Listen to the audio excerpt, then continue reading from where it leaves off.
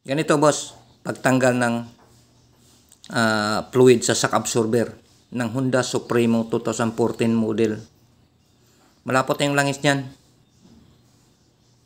Ipapump yan, itaas baba siya. Ayan.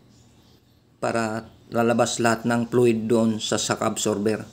Saka hugutin yung housing. Yan yun.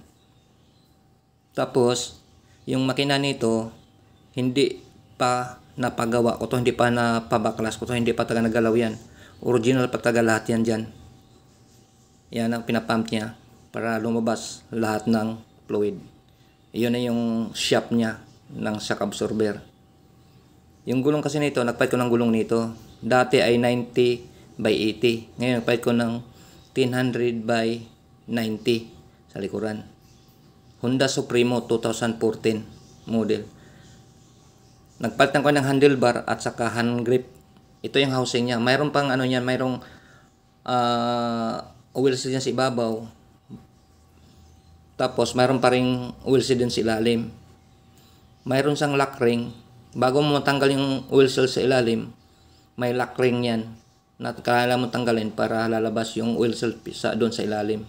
Sungkitin mo lang siya. Sungkit niya, talsik. Ayan. Tingnan kong gawa nila, okay naman, yun o. Wheel seal, ibabaw yun. Yun yung pinaka-cover niya na wheel seal. Yung pinaka-ilalim, mayroon pa yan. Kailangan mong tanggalin yung ring noon, yung lock niya, bago mo palabasin ang wheel seal sa ilalim. Kaya mo naman gawin sa bahay, basta may gamit ka lang. Kahit ako, kaya kong gawin to sa bahay.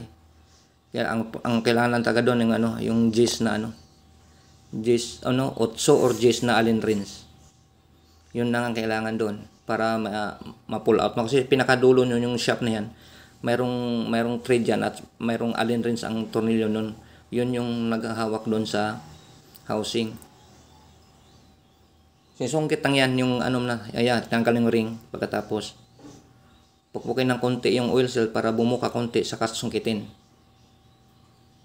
Ang pagkabit na yan, ang pagkabit naman ng oil seal dyan, ipurma mo yung oil seal saka mo patungan ng socket saka mo pukpukin pa ilalim. Tapos ikabit mo yung ring. Pagkatapos ikabit mo ang oil seal sa ibabaw. Ayan, sungkit lang yan, tapos alabas niyan. Pukpukin ng konti yan para pabukahin ng konti. Kaya mong gagawin yan sa bahay.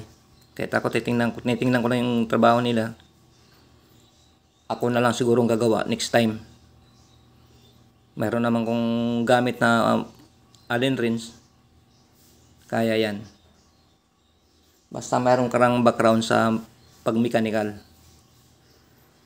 Alam mo naman ang mga function at saan gamit. Maliban lang kung wala kang background sa mechanical, medyo mahirapan ka dyan. Ayan, tinatanggal niya yung oil seal sa pinakailalim sa kakabitan niyang bago. Pabukayin na konti yan. Doon lang sa kanila pinagawa kasi wala akong parts. Tinatamad din ko gumawa, pinagawa ko na sa kanila. Pero ang bawat side, isang side na pagkabit ng wheel seal at paglagay ng fluid ay 300. Bali dalawang pinagawa ko di 600. Nagpalit din ko ng dyan, hand grip sa manabila. Ayan, niluwagan lang nila, akala na mai-pull out na yung pinaka telescopic. Yung tawag nila dyan ay tinidor. Hindi naman, hugot lang sa lalim. Tapos paglagay ng fluid, 100 ml lang sa kabila at 100 ml rin sa kabila. Tapos yung takip lang niya dyan, mayroon siyang wheel seal. Hindi naman basta-basta maglilik yan. Yan. Tapos kabila nilalagyan rin ng fluid sa shock absorber. Pang shock absorber. Hindi naman basta fluid ang ilalagay mo dyan. Yung pang shock absorber na fluid. Pang hydraulic fluid ata yung lagay na yan. Nilagyan rin nila kabilaan. 100 ml ang nilagay namin. Bali, maliit lang na yan. 1/4 lang ata yun.